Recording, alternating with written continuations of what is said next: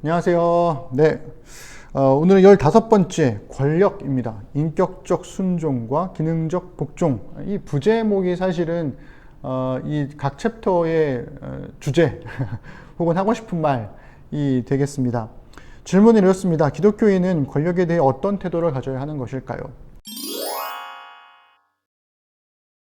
어떤 태도를 갖는 게 좋을까요? 아주 오래전에 제가 아마 대학생 때였던 것 같은데 그때 존 비비오의 존중이라는 책 굉장히 많이 회자되었고 읽었던 그래서 이 책이 사실은 부당한 권력에도 순종하게 되면 결국 하나님께서 그 모든 부당함에도 불구하고 당신의 뜻을 이루어 가시는 것이기 때문에 결국 하나님께로 복을 받는다 뭐 이런 주장을 펼치는 그래서 약간 변형된 번영신학 그래서 잘 포장한 번영신학 뭐 이렇게도 해석할 수가 있겠습니다. 권력에 대한 이 두 가지 상반된 평가로부터 시작을 하는데요. 첫 번째는 권력은 중립적이다. 누가 사용하느냐에 따라 다른 것이다. 그래서 권력은 인격이 아니라 비인격적인 것이다. 그래서 이것을 주장하는 네덜란드의 신학자 핸드리쿠스 베르코프의 주장을 인용을 해서 이야기합니다. 그래서 이 권세들이라고 하는 이 성경의 표현들은 비인격적인 구조를 지칭하는 말이다.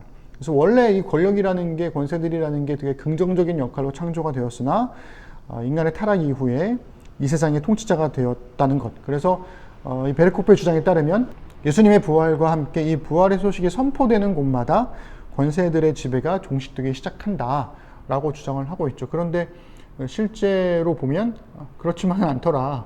복음이 선포되었으나 여전히 악한 권력들에 대한 지배는 끝나지 않더라라는 게 이제 현실적인 문제가 되는 거고요.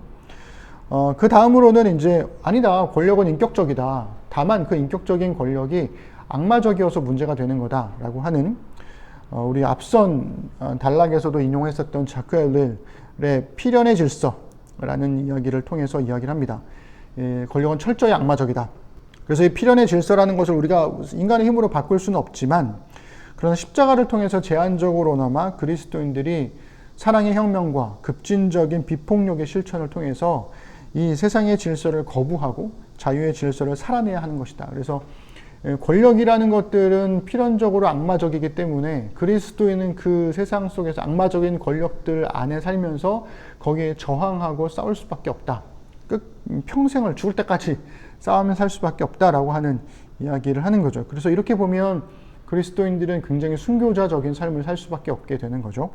그러면서 어쨌든 이 두 가지 뭐 상반된 주장을 하는 것처럼 보이지만 사실은 둘 다 얘기하는 것들이 그리스도인들이 인격적으로 온전히 순종해야 될 대상은 권력 그 자체가 아니라 오직 그리스도인 것이고 그랬을 때 우리가 고민하는 것은 하늘로부터 위임받은 권력이라고 해석되는 그 권세들에 대해서 어떻게 반응할 것인가의 문제인 거잖아요.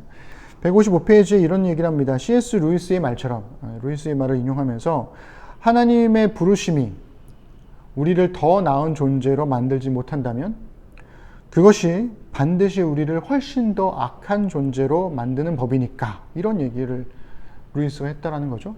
되게 섬뜩하지 않아요?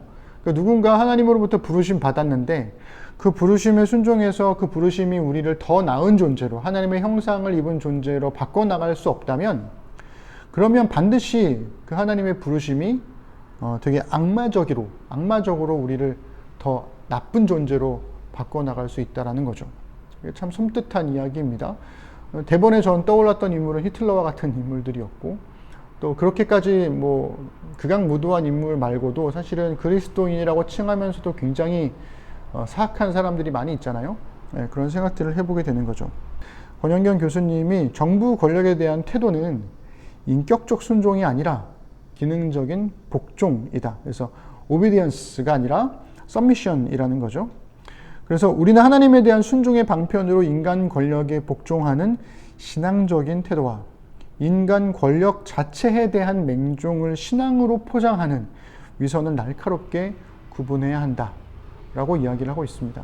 그러나 이게 쉬운 게 아니다. 어렵다.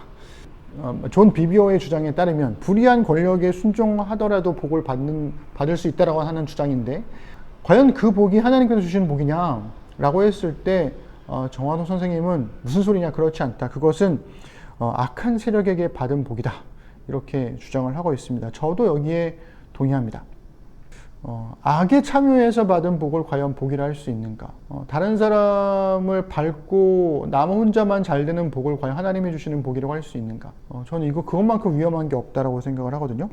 그래서 명백하게 불의한 권력에 대한 정의로운 저항이 반드시 필요하고, 그것이 바로 그리스도인들의 비폭력 저항이어야 한다라는 겁니다. 157페이지에 보면 그리스도인들의 표지는 예수의 권위에 대한 인격적 순종이지만 그 순종의 다른 얼굴은 예수 외에 누구에게도 얽매이지 않는 자유라는 사실을 꼭 기억하렴 하면서 이 단락을 마무리하고 있습니다.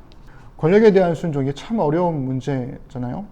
많은 분들이 특히 이제 우리 소위 개혁 진영 혹은 진보 진영에 속해 있는, 진보 진영이라는 표현이 썩 마음에 들지 않지만 어쨌든 성경을 따라서 공평과 정의를 이 땅에서 이루어내려고 하는 그리스도인들이 있는데, 우리 심는교회를 포함한 그런 교회들이 굉장히 극소수거든요.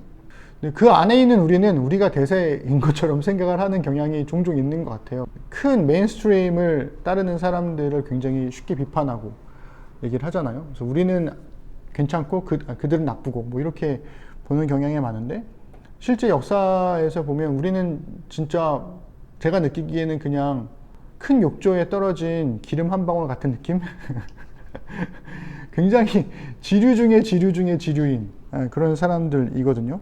그래서 그 얘기는 뭐냐면, 보수 그리스도인들이 만약에 이 편향적인 혹은 이 이념적인 갈등을 가지고 그것을 끌어와서 복음의 말로 포장을 하기 시작을 하면 그 첫 번째 타깃은 이쪽 진영에 속해 있는 그리스도인들이 될 거다라는 거고, 그 얘기는 곧 핍박과 대대적인 압박이 있을 수도 있다. 저는 그런 생각을 하게 되더라고요. 또 실제로 지금도 그런 압박들이 있고요. 여러분들은 어떻게 느끼실지 모르겠지만 저는 그런 압박들이 전방위적으로 다가오고 있습니다. 특히 이 정부에 들어서는 더 그런 것 같고요. 과연 우리한테 그런 핍박이 있을 때 우리는 과연 그 신앙을 가지고 비폭력인 저항을 할 용기가 있는가, 이런 질문을 또 하게 되고, 우리 시대의 권력에 대한 인격적인 순종이 아니라 기능적인 복종은 어디까지인가, 이런 고민도 하게 되는 것 같습니다. 권력에 대한 순종, 그리고 정의로운 저항의 필요성, 명백하게 불의한 권력이라는 것은 어디까지 봐야 하는 것인가, 뭐 이런 고민들을 우리가 함께 해나가면서 늘 이렇게 명확하게 칼로 무자르듯이 할 수 있는 영역들은 아니기 때문에 좀 많이 어렵지만, 그러나 그런 고민들을 안고 계속해서 함께 길을 찾아가는 노력들이 우리에게 필요하지 않을까 라는 생각을 해보게 됩니다. 네, 주일에 우리 함께 만나서 또 이 복잡하고 어려운 이야기들, 그러나 꼭 필요한 이야기들 함께 나누면 좋을 것 같습니다. 네, 주일에 만날게요. 안녕.